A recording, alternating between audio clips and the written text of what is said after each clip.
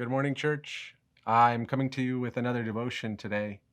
Today I wanted to read from 1 Peter chapter 8 verses 8 and 9. Be of sober spirit, be on alert. Your adversary the devil prowls around like a roaring lion, seeking someone to devour. But resist him, firm in your faith, knowing that the same experiences of suffering are being accomplished by your brethren who are in the world. I wanted to talk to you about being unyielding prey. Prey that doesn't give itself up to being captured easily. You see, there's a popularly held belief that predators only go after prey that is sick or lame. And a researcher in the state of Utah actually did an analysis. He tried to figure out, is that actually true? And the long perpetuated belief that predators reduce disease because they kill the sick just didn't pan out.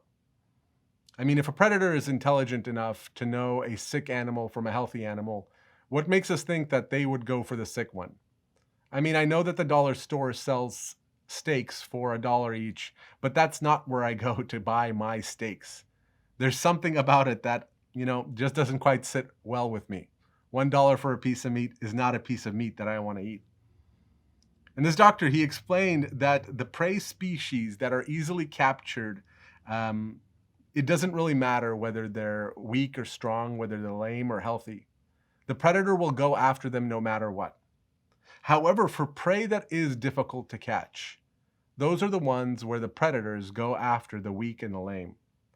A study done in Colorado actually found that it was 4 times as likely that an animal would be killed if they were sick or lame by a mountain lion if that animal was easily able to evade predators when they were healthy.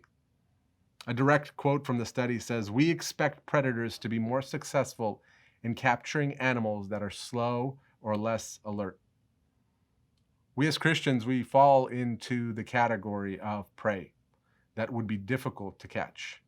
We know the truth. We know who's out there, who is the predator. We can talk a lot about unbelievers, but the fact is that a predator really doesn't care when prey is slow and easy to catch. And for an unbeliever, the temptations, they really are just a question of whether they're legal, maybe if they're a preference.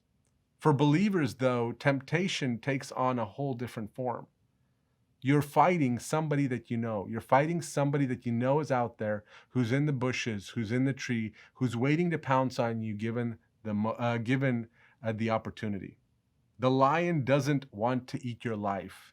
The lion that is Satan wants to eat your faith. They want to destroy that. Satan wants to sift you like wheat. He wants to sift you out. He wants to take away all of the good things. He lets the chaff pass right through your good morals, your etiquette, your knowledge. And he's sifting for one thing and one thing only, and that's faith. You see, Peter, who wrote this epistle, he fell and earnestly desired for others not to fall for the same traps. Peter denied Christ right before the crucifixion, which Christ he knew who he walked with. The thing is, Christ knew that Peter would fall. He also knew that he would return. And Jesus interceded on Peter's behalf so that he would return. And Peter says, look, I was in a special place. I was in a place that maybe a lot of you aren't going to be in.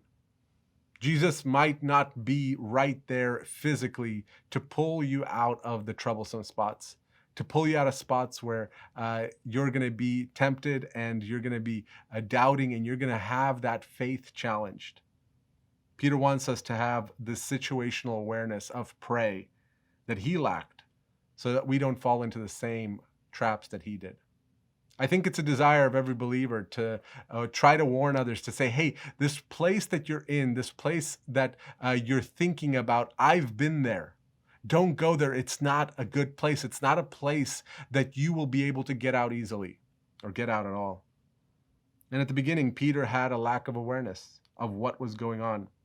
I mean, he expected Jesus to be with him to the end. He expected to stand by his side, and knowing that he was the Messiah, Peter was ready to go out into battle. He was ready to stand by Jesus' side with a sword to be the conquering Messiah that he thought that he was. But he failed. He fell. His faith failed.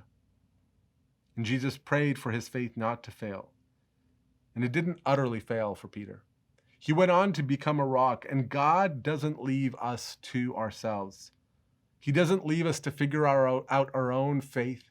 He doesn't leave us to figure out our own beliefs. He's there for us. But Satan the lion wants to fight against that. He wants us to lose our faith in God's saving grace. And he attacks us. He attacks us by saying that God doesn't care about the pain that you're going through. God isn't able to do anything about it. You're alone in your suffering, and the suffering will never end. And while we're focused on the things that we don't think God will do, we become yielding prey. We yield to the predator who is out there looking for us. We become the unaware, we become the slow, we become the easy game. We become those who are easy to catch with simple temptations. And we don't recall the goodness in our life.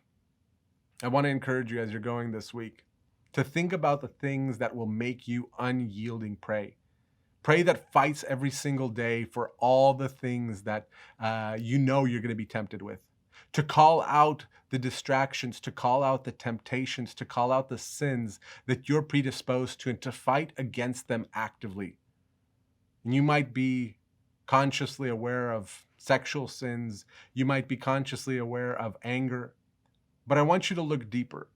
I want you to look deeper into the more respectable sins that you might be falling prey to, that you might be caught in, and to fight those just as actively. Fight the anger that maybe you feel. Fight the resentment that maybe you have. Fight the sin of sluggishness, the sin of being depressed, the sin of being hopeless. Do you fight those in the same way that you fight the sins that are obvious?